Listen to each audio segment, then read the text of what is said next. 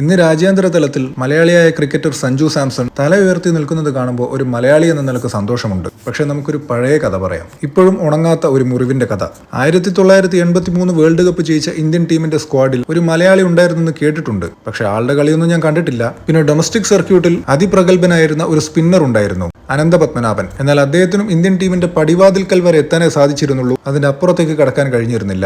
2000ത്തിന്റെ തുടക്കത്തിൽ ഞാൻ ക്രിക്കറ്റ് കളി കണ്ടു തുടങ്ങിയിരുന്ന സമയത്ത് ടിനു യോഹന്നാൻ എന്നു പേരുള്ള ഒരു കളിക്കാരൻ ഒരിടയ്ക്ക് ഇന്ത്യൻ ടീമിൽ ഉണ്ടായിരുന്നു. വിരലിലെണ്ണാവുന്ന കളികൾ മാത്രമേ അദ്ദേഹം ഇന്ത്യക്ക് വേണ്ടി കളിച്ചിട്ടുണ്ടായിരുന്നുള്ളൂ. പക്ഷെ അതായിരുന്നു ഞാൻ ആദ്യമായി ഇന്ത്യൻ ജേഴ്സിയിൽ കണ്ട ഒരു മലയാളി. എന്നാൽ വർഷം 2005 ഇന്ത്യയിലെ സീനിയർ താരങ്ങൾ കൂടി പങ്കെടുത്തിരുന്ന ഒരു ഡൊമസ്റ്റിക് സീരീസ് ആയിരുന്ന ചലഞ്ചർ ട്രോഫിയിൽ സാക്ഷാൽ സച്ചിൻ ടെണ്ടുൽക്കറുടെ വിക്കറ്റ് എടുത്ത ഒരു മലയാളി പേസർ ഉണ്ടായിരുന്നു. ഒടുക്കം ആ സീരീസ് കഴിഞ്ഞപ്പോൾ man of the series award കരസ്ഥമാക്കിയതും ഈ പ്ലെയർ തന്നെയായിരുന്നു. ആൻഡ് അധികം വൈകാതെ തന്നെ അതേ വർഷം അദ്ദേഹം ഇന്ത്യക്ക് വേണ്ടി ആദ്യമായി ജേഴ്സി അണിഞ്ഞു. 2005 ഒക്ടോബറിൽ ശ്രീലങ്കക്കെതിരെയായിരുന്നു ആദ്യത്തെ മാച്ച്. ആൻഡ് ആദ്യ മാച്ചിൽ തന്നെ ടെയിലെൻഡിൽ 2 വിക്കറ്റ് വീഴ്ത്തി ഇദ്ദേഹം തന്റെ ഇന്റർനാഷണൽ കരിയർ ആരംഭിച്ചു. അവിടുന്ന് അങ്ങോട്ട് തൊട്ടടുത്ത വർഷം 2006 ഇദ്ദേഹം ഇന്ത്യക്ക് വേണ്ടി ടെസ്റ്റിലും അരങ്ങേറി. ഒപ്പം വിദേശത്തേക്ക് ടൂർണമെന്റിന് പോകുന്ന ടീമിലെ ഒരു അംഗമാവുക എന്ന് പറയുന്നത് ഇന്നും ഒരു ഖ്യാതി തന്നെയാണ്. സോ ആ ഒരു സ്ഥാനവും അദ്ദേഹം താമസിയാതെ നേടിയെടുത്തു. ഇതിനിടയിൽ 2007 T20 വേൾഡ് കപ്പിൽ സെമി ഫൈനലിലെ 2 ക്രൂഷ്യൽ വിക്കറ്റുകൾ, ഫൈനലിൽ ഇദ്ദേഹം കുറച്ച് എക്സ്പെൻസീവ് ആയിരുന്നു. എന്നിരുന്നാലും ഒരു വിക്കറ്റും ഇന്ത്യ വിജയിക്കാൻ കാരണമായ ആ ഒരു ക്യാച്ചും ഇദ്ദേഹത്തിന്റെ കയ്യിലാണ് വന്നു വീണത്. അങ്ങനെ വർഷങ്ങൾക്ക് ശേഷം വേൾഡ് കപ്പ് നേടുന്ന ടീമിലെ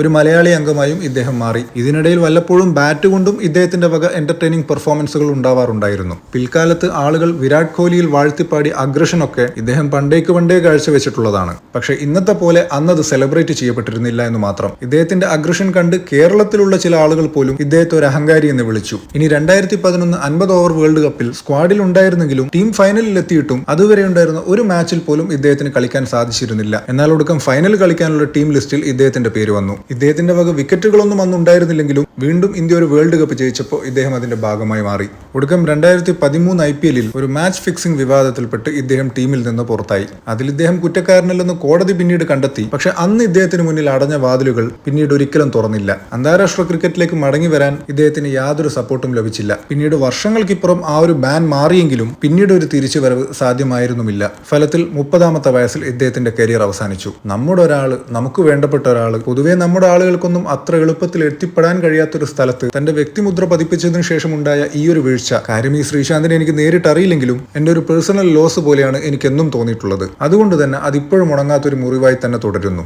ശ്രീശാന്ത് എന്ന കേരള താരം ഇന്ത്യൻ ടീമിൽ സെലക്ഷൻ നേടിയതിന്റെ പിറ്റേന്ന് പത്രത്തിലെ സ്പോർട്സ് പേജിൽ ഇദ്ദേഹത്തിന്റെ ബോളിംഗ് ആക്ഷൻ സ്റ്റെപ്പ് ബൈ സ്റ്റെപ്പായി കാണിച്ചിരുന്നത് ഞാൻ ഇന്നും ഓർക്കുന്നു. അത് നോക്കി പഠിച്ച് ആ ഒരു ആക്ഷൻ ഒരുപാട് കാലം അനുകരിച്ച് നടന്നിട്ടുമുണ്ട്.